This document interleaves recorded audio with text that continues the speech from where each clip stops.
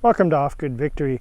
So today I'm in my pond and I wanted to show you some of the devastation that's been going on because of the dryness we've been having here in the Midwest. And so yeah, here's some heron tracks right there, or herons, however you want to pronounce it, and all sorts of other critter tracks in here watering themselves, as well as my own tracks here.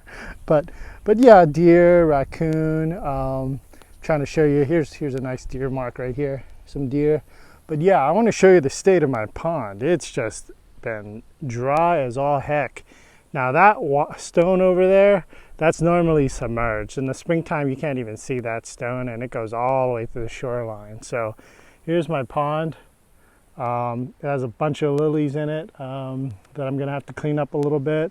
Of course we can harvest some seeds to eat, but yeah, I mean, it's been pretty dry. So like the globalists and the political pundits and the despots like to say, you know, don't let a crisis go to waste, right? So yeah, that's kind of what I'm doing with my pond. And so what am I doing here? Well, this is what I'm doing right over here. And so yeah, because the pond has been so low and so dry, I mean, normally all of this would be flooded with rain, and the pond goes up to about that edge right there.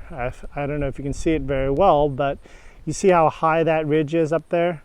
So that's kind of the bank or the buttress retaining walls of the pond, and then it slopes downwards from then on, goes down. So I'm continuing it along here, right? So I'm not letting this drought go to waste. I'm coming in here and I'm excavating material out.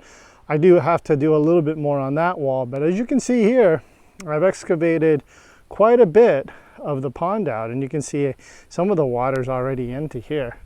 And so yeah, here's the bank.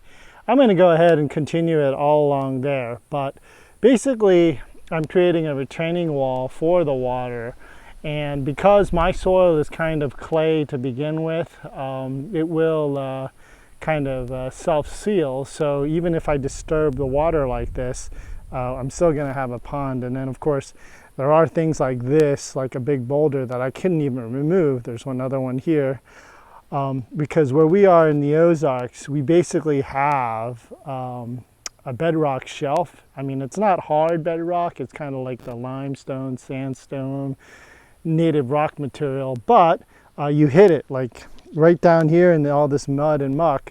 I was only able to go in about 12 inches to 12 inches to 24 inches, a foot or two in this whole area. And as you can see here, I brought the excavator all the way in here, kind of on this peninsula, and drove it in here and started the work. So let me go show you that again.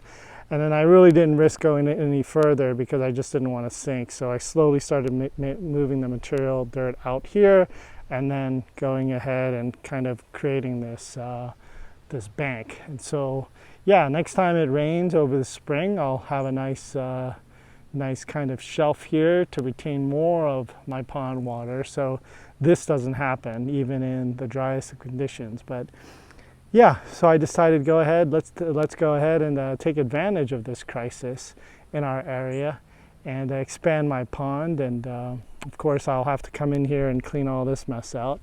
I mean, in the deepest part of the pond, like right over here, it's still about 6 foot down. I mean, it could be as deep as 10 foot down, but right now it's about 6 feet. And as you can see here, I mean, I barely have any water, and in here right now is about a foot or two, just because I was able to trench it out. But yeah, that's what I'm doing today. And so yeah, take advantage of any opportunities like this.